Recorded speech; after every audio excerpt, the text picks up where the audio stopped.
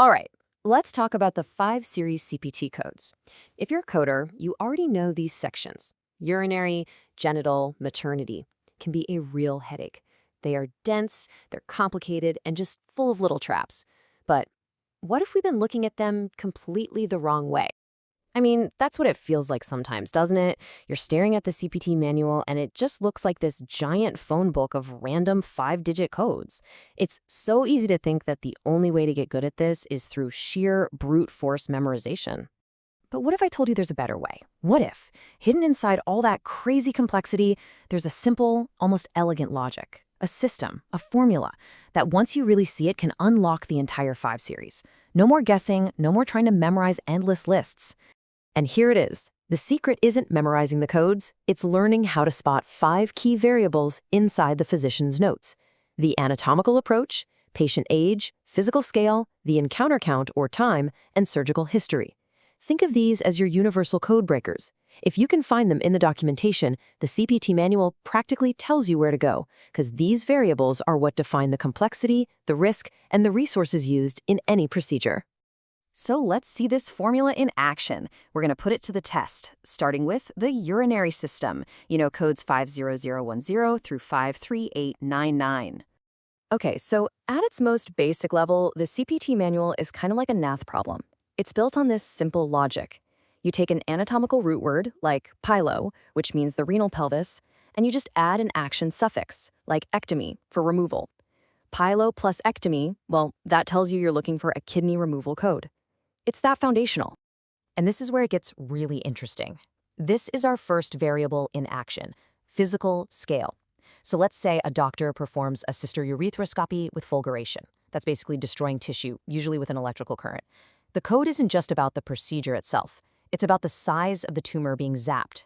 Look at the ruler there. A tiny tumor, less than half a centimeter, gets 1 code. But the second it crosses these specific thresholds, 1 centimeter, 2.5, 5, the code changes. It reflects that the job just got more complex. The measurement in the note is the trigger. Now check this out. A kidney transplant isn't just one big event, is it? It's a whole process with really distinct phases.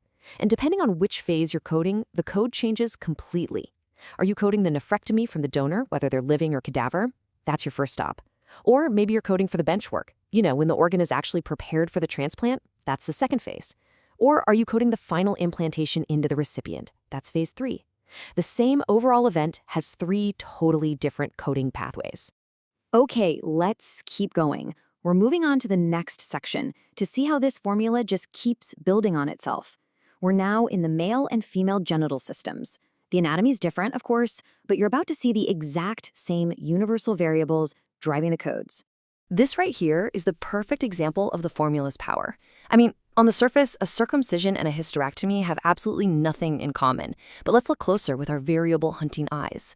For the circumcision, the code splits based on 2 things, the surgical device used and, crucially, the patient's age. Is the patient a neonate, under 28 days old, or are they older?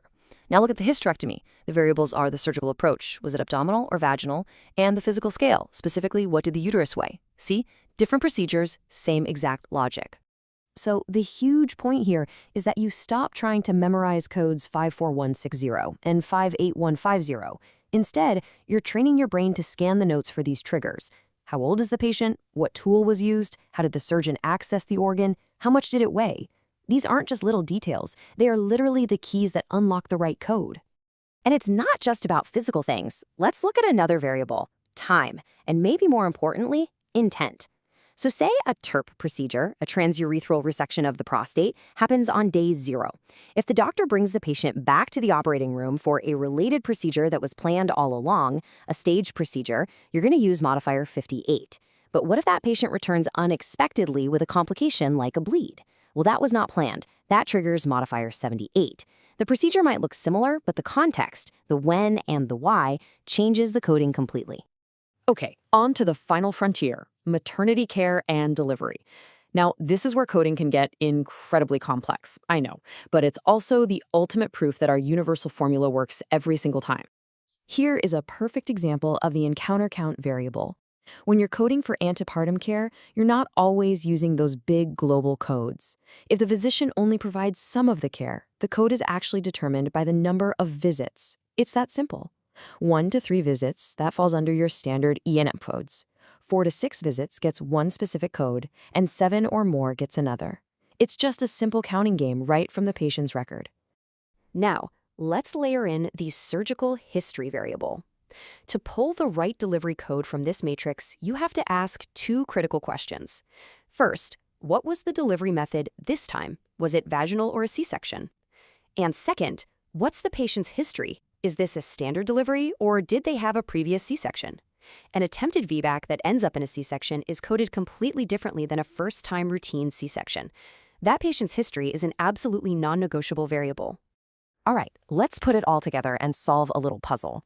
Here's a chart note. Patient has twins. Baby A is born vaginally. Baby B is in a tricky position and needs to be delivered via C-section. So how do you code this?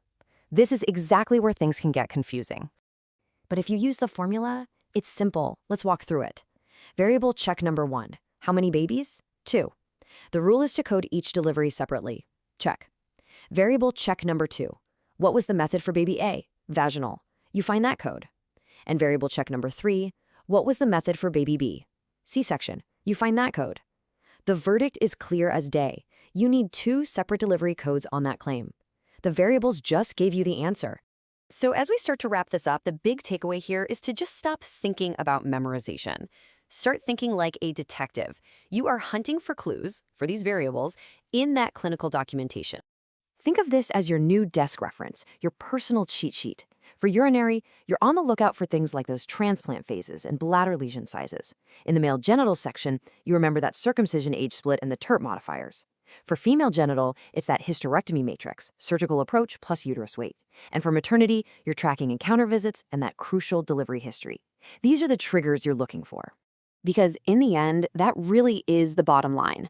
It's not about knowing every single code in the book. It's about you knowing what questions to ask of the documentation. Master the variables, and you will master the codes.